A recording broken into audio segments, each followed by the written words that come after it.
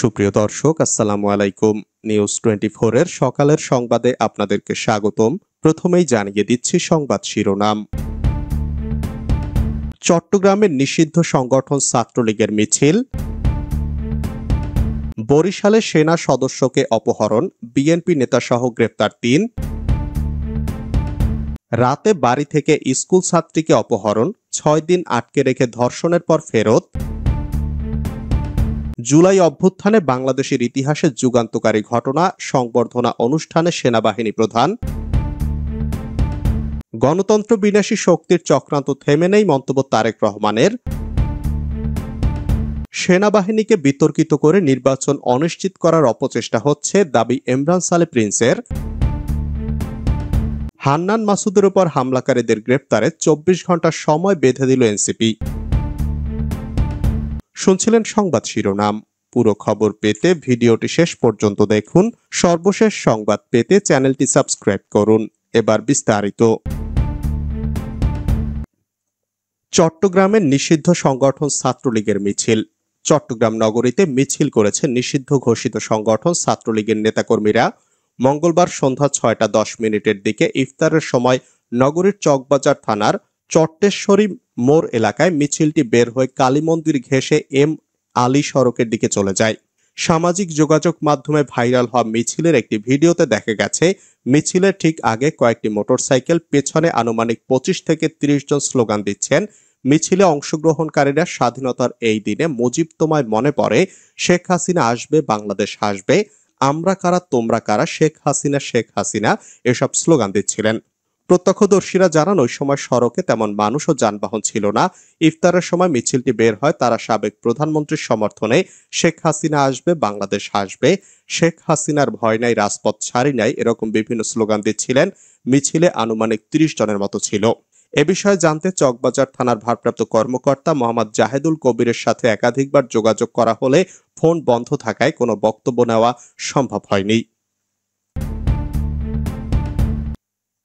বরিশালে সেনা সদস্যকে অপহরণ, বিএনপি নেতাসহ গ্রেপ্তার ৩। বরিশালে বালুমহাল ইজারার দরপত্র জমা দেওয়াকে কেন্দ্র করে সেনা সদস্যকে অপহরণের পর আটকে রেখে নির্যাতনের অভিযোগে বিএনপি ও অঙ্গ সংগঠনের ২০ নেতাকর্মীর বিরুদ্ধে মামলা হয়েছে। এ মামলায় বিএনপি ও এর অঙ্গ সংগঠনের ৩ নেতাকর্মীকে গ্রেপ্তার দেখিয়েছে পুলিশ। মঙ্গলবার বিকেলে বরিশাল কোতোয়ালি মডেল থানায় মামলাটি দায়ের হয়।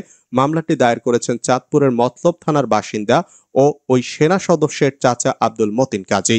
গ্রেফতাররা হলেন বরিশাল জেলার হিজলা উপজেলা বিএনপির সদস্য সচিব অ্যাডভোকেট দেওয়ান মোহাম্মদ মনির হোসেন, বরিশাল জেলা ছাত্রদলের সহসভাপতি নূর হোসেন সুজন ও হিজলা উপজেলা স্বেচ্ছাসেবক দলের সদস্য ইমরান খন্দকার। রাতে বাড়ি থেকে স্কুল ছাত্রীকে অপহরণ, ৬ দিন আটকে রেখে ধর্ষণের পর ফেরত। মানিকগঞ্জের শিবালয় উপজেলায় ১০ম শ্রেণী পড়ুয়া এক স্কুল ছাত্রীকে ধর্ষণের অভিযোগে মোহাম্মদ হৃদয় হোসেন নামের এক যুবককে গ্রেপ্তার করেছে পুলিশ। আজ মঙ্গলবার দুপুরে শিবালয় উপজেলার আরুয়া ইউনিয়নের দক্ষিণ শালজানা গ্রামের নিজ বাড়ি থেকে অভিযুক্তকে গ্রেপ্তার করে পুলিশ। মামলা সূত্রে জানা যায়, স্কুলে যাওয়া আসার সময় আসামি হৃদয় রাস্তাঘাটে ভুক্তভোগীকে প্রায়ই উত্ত্যক্ত করতেন। এতে কোনো সাড়া না পাওয়ায় গত ১৩ই মার্চ রাতে ওই স্কুল ছাত্রী প্রকৃতির ডাকে সাড়া দিতে টয়লেটে যাওয়ার সময় উৎপেতে থাকা হৃদয় ওই স্কুল ছাত্রীর মুখে চেতনানাশক মেডিসিন মিশ্রিত পানি ছিটিয়ে তাকে অপহরণ করে নিয়ে যান।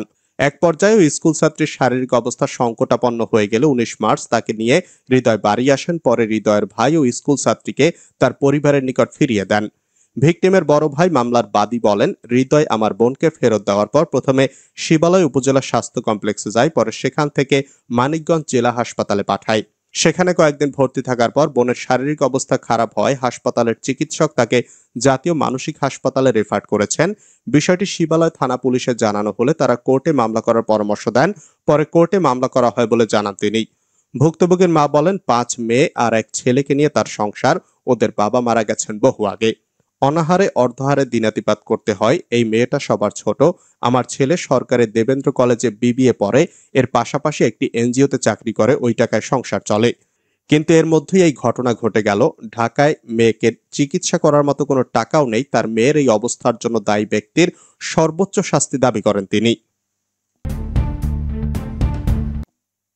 জুলাই অভ্যুত্থানে বাংলাদেশের ইতিহাসে যুগান্তকারী ঘটনা সংবর্ধনা অনুষ্ঠানে সেনাবাহিনী প্রধান জেনারেল ওয়াকারুজ্জামান জুলাই গণ অভ্যুত্থানকে বাংলাদেশের ইতিহাসের যুগান্তকারী ঘটনা হিসেবে উল্লেখ করে অংশগ্রহণকারী যোদ্ধাদের জাতির গর্ব হিসেবে বর্ণনা করেছেন। তিনি বলেন, এই আন্দোলনে তরুণ সমাজ শুধু অংশগ্রহণই করেনি, বরং কিভাবে সত্য ও সঠিক পথে ন্যায়সঙ্গত দাবি আদায় করা যায় সেই অনুপ্রেরণা জুগিয়েছে। ঢাকা সেনানিবাসস্থ আর্মি মাল্টিপারপাস কমপ্লেক্সে বাংলাদেশ সেনাবাহিনীর উদ্যোগে জুলাই গণ অভ্যুত্থানের শহীদ ও আহতদের পরিবারবর্গের সম্মানে সংবর্ধনা অনুষ্ঠানের আয়োজন করা হয়। এ অনুষ্ঠানে সেনাবাহিনী প্রধান একথা বলেন। গণতন্ত্র বিনাশী শক্তির চক্রান্ত থেমে নেই মন্তব্য তারেক রহমানের। গণতন্ত্র বিনাশী শক্তির চক্রান্ত এখনো থেমে নেই বলে মন্তব্য করেছেন বিএনপির ভারপ্রাপ্ত চেয়ারম্যান তারেক রহমান। তিনি বলেছেন, একটি শোষণ বঞ্চনাহীন মানবিক সাম্যের উদার গণতান্ত্রিক বাংলাদেশ গড়ার প্রত্যয় নিয়ে দেশের মানুষ ৭১-এর মুক্তিযুদ্ধে অংশগ্রহণ করেছে, কিন্তু বারবার ফেসিবাদী স্বৈরাচারী ও অবৈধ শক্তি আমাদের সে লক্ষ্য পূরণ করতে দেয়নি। দেশি বিদেশি চক্রান্তের ফলে আমাদের গণতন্ত্র ও অর্থনৈতিক অগ্রগতি হোঁচট খেয়েছে এবং স্বাধীনতার সার্বভৌমত্ব বিপন্ন হয়েছে। মহান স্বাধীনতা দিবস উপলক্ষে মঙ্গলবার এক বাণীতে এসব কথা বলেন তারেক রহমান। সবাইকে স্বাধীনতা দিবসের শুভেচ্ছা জানিয়ে তিনি বলেন, মহান স্বাধীনতা ও জাতীয় দিবসে আমাদের জাতীয় জীবনে নবীন সূর্যোদয়ের মধ্য দিয়ে একটি নতুন অধ্যায়ের সূচনা হয়। হাজার বছরের সংগ্রাম মুখরে জাতির সর্বশ্রেষ্ঠ অর্জন বাংলাদেশের স্বাধীনতা। সেনাবাহিনীকে বিতর্কিত করে নির্বাচন অনিশ্চিত করার অপচেষ্টা হচ্ছে, দাবি ইমরান সালে প্রিন্সের। বিএনপির যুগ্ম মহাসচিব সৈয়দ ইমরান সালে প্রিন্স বলেছেন, সেনাবাহিনীকে নিয়ে উস্কানিমূলক বক্তব্য দিয়ে পরিকল্পিতভাবে সংঘাতময় পরিস্থিতি সৃষ্টি করে নির্বাচনকে অনিশ্চিত করার অপচেষ্টা হচ্ছে। সশস্ত্র বাহিনী জাতীয় ঐক্যের প্রতীক। সেনাবাহিনীর বিরুদ্ধে অপপ্রচার ও গুজব সৃষ্টি করে কার ফাঁদে পা দিচ্ছেন তা চিন্তা করে কথা বলা উচিত। সেনাবাহিনী জাতির স্বাধীনতা সার্বভৌমত্বের রক্ষা কবচ। সেনাবাহিনীকে বিতর্কিত করে দুর্বল করলে জাতীয় স্বাধীনতা বিপন্ন হবে। হান্নান মাসুদের উপর হামলাকারীদের গ্রেপ্তারে ২৪ ঘন্টা সময় বেঁধে দিল এনসিপি। জাতীয় নাগরিক পার্টির জ্যেষ্ঠ যুগ্ম সমন্বয়ক আব্দুল হান্নান মাসুদের উপর হামলাকারীদের ২৪ ঘন্টার মধ্যে গ্রেপ্তারের দাবি জানানো হয়েছে। মঙ্গলবার বেলা ২:৩০টার দিকে নোয়াখালীর হাতিয়া উপজেলা সদরের একটি রিসোর্টে আয়োজিত সংবাদ সম্মেলনে এনসিপির পক্ষ থেকে ওই দাবি জানানো হয়। সংবাদ সম্মেলনে লিখিত বক্তব্য পাঠ করেন গণতান্ত্রিক ছাত্র সংসদের কেন্দ্রীয় যুগ্ম আহ্বায়ক হাফিজুর রহমান ওরফে হাফিজ।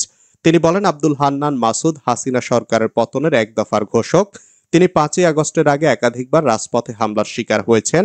আজ তাকে তার নিজ এলাকা হাতিয়ায় প্রতিপক্ষের হামলার শিকার হতে হয়েছে।